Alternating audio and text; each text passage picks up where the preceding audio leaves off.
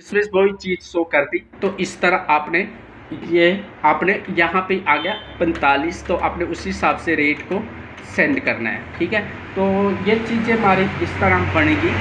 ठीक है, रेट डाल दी, कुछ भी आपने डाल दिया ऐसे। ठीक है, ये तो चीज़ें हमारी इसमें किया स्टॉक ट्रांसपोर्ट मटेरियल में हो गया। ठीक है, तो ये आपने एक्सपेक्ट कर दी इसको।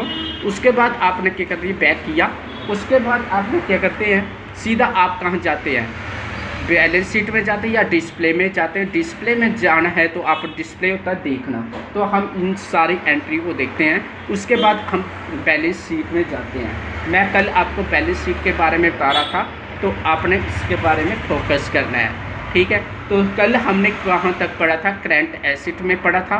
तो करंट एसेट में आपका बैंक लेस में है, तो इसका क्या मतलब, कैश इन हैंड आपका लेस पे है, तो इसको हमने ठीक करना है।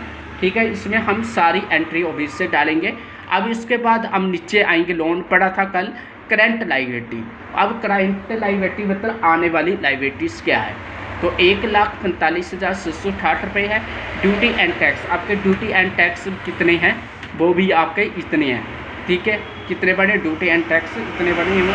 और आपने जुलाई में ये की एंट्री हुई है ड्यूटी एंड टैक्स की, तो वो है आपकी इस तरह। ठीक है, तो आपने इस तरह फोकस करना है। तो ये आगे है आपका सैलरी क्रेडिटर। अब ये सैलरी क्रेडिटर क्या आगे है आपका, यहाँ पे आइए नीचे, सैलरी क्रेडिटर आपका लेस पे है, क्योंकि सैलरी क्रेडिटर आपकी क्या है, मतलब एंट्री कम हुई है, तो इसमें आपने फोकस करना कि हमारी एंट्री कहाँ पे कम हो रही है।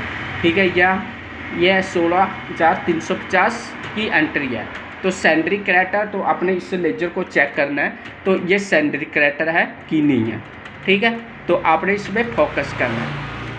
ठीक है, लग रहा है इसका पता, एनी कोई डाउट्स किसको, तो ये सीधा आपने इसको फोकस करना है। ठीक है, उसके बाद आपने क्या किया, जैसे सैलरी डेटा आपने चेक किया, ठीक है, आपका लेस पे सैलरी क्रेडिटर चला।